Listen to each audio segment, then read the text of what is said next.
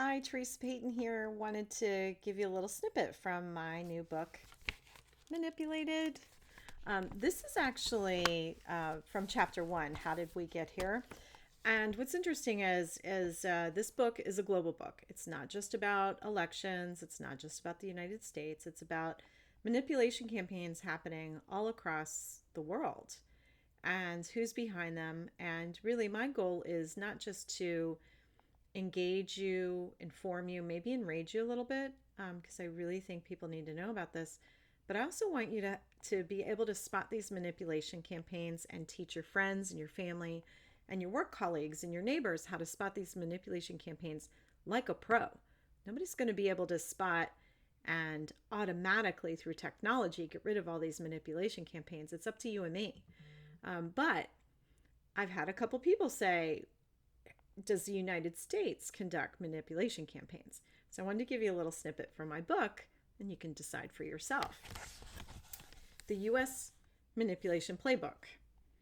We've been doing this kind of thing since the CIA was created in 1947. We've used posters, pamphlets, mailers, banners, you name it. We planted false information in foreign newspapers. We've used what the British call King George's Cavalry suitcases of cash. That's a quote by Locke K. Johnson, former special assistant to the chair of the Aspen Brown Commission of 1995 to 1996, inquiring into the activities of America's covert intelligence agencies, and Regents Professor Emeritus of Public and International Affairs at the University of Georgia. Before we indict Russia for its misdeeds, let's admit we in the United States are no angels. Throughout history, America has done its share of meddling in politics of foreign nations and their elections. So you can decide for yourself whether or not you think that's okay. I'm not going to get into the politics or offer any judgment. I'm just going to tell you what I found in my research, but I'd love to hear from you, your opinion. As Scott Shane reports in the New York Times, Carnegie Mellon scholar Dove H. Levin has researched overt and covert election influence operations conducted between 1946 and 2000 by both the USSR generally and Russia specifically, and the United States. Levin concluded that the United States was supreme in influence campaigns, clocking in with 81 incidents, Russia trailing with approximately 36 known operations. Certain U.S. attempts to manipulate global elections between the 1940s to the 1990s stand out. Consider, for example, campaigns waged in Italy, Iran, Guatemala, and Nicaragua.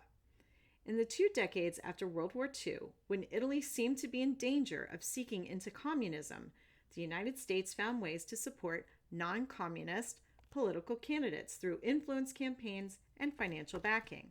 During the 1950s, the mysterious and clandestine Central Intelligence Agency was instrumental in regime changes in both Iran and Guatemala. And in the lead up to 1990 elections in Nicaragua, the CIA devised and disseminated news stories of corruption in the ruling leftist Sandinista government. The opposition won.